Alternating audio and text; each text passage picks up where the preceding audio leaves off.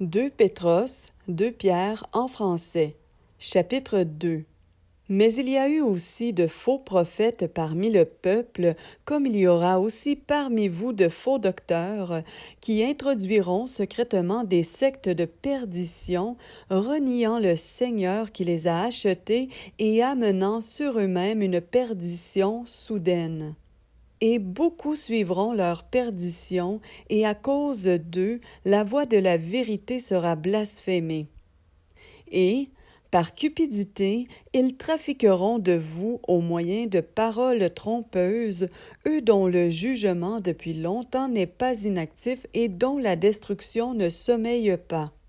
Car si Élohim n'a pas épargné les anges qui avaient péché, mais s'il les a livrés aux chaînes d'obscurité dans le Tartare, où ils sont gardés pour le jugement, et s'il n'a pas épargné l'ancien monde, mais s'il a gardé Noah, le 8e homme, prédicateur de la justice, lorsqu'il a fait venir le déluge sur un monde d'impies, et s'il a condamné à la destruction totale et réduit en cendres les villes de Sodome et Gomorrhe, les donnant en exemple à ceux qui par la suite vivraient dans l'impiété, et s'il a délivré Lot, le juste, qui était profondément affligé par la luxure sans bride de ses hors-la-loi, car ce juste, habitant parmi eux, torturait de jour en jour son âme juste à cause de ce qu'il voyait et entendait dire de leurs œuvres violeuses de la Torah, le Seigneur s'est délivré de la tentation les pieux et gardé les injustes pour être punis au jour du jugement.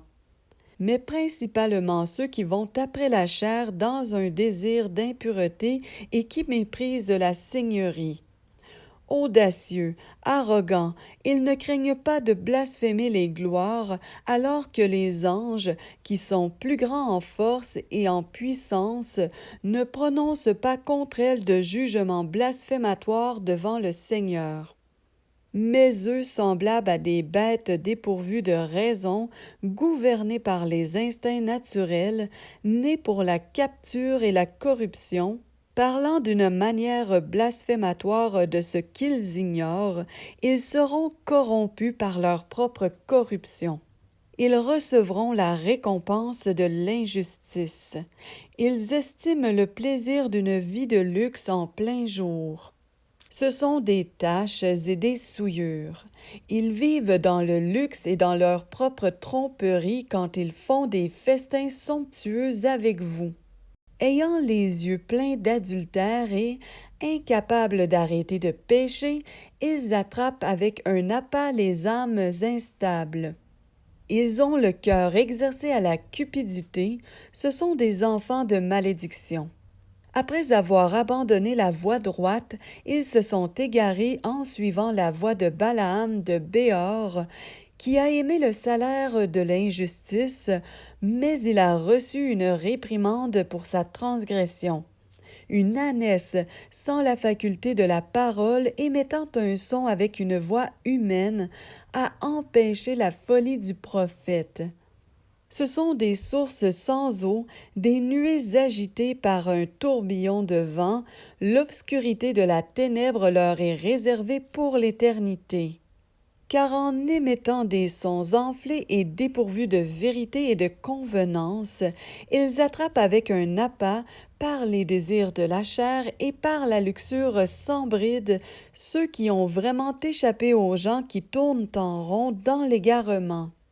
Ils leur promettent la liberté alors qu'ils sont eux-mêmes esclaves de la corruption, car on devient esclave de celui par qui on est vaincu. Car si après avoir échappé aux souillures du monde par la connaissance précise et correcte du Seigneur et Sauveur Yéhoshua Mashiach, ils s'y empêtrent de nouveau et sont vaincus par elle, leur dernière condition est pire que la première. Car mieux valait pour eux n'avoir pas connu la voie de la justice que de l'avoir connue et se détourner du saint commandement qui leur avait été donné. Mais ce qu'on dit par un proverbe véritable leur est arrivé. Le chien est retourné à son propre vomissement, et la truie lavée s'est vautrée dans le bourbier.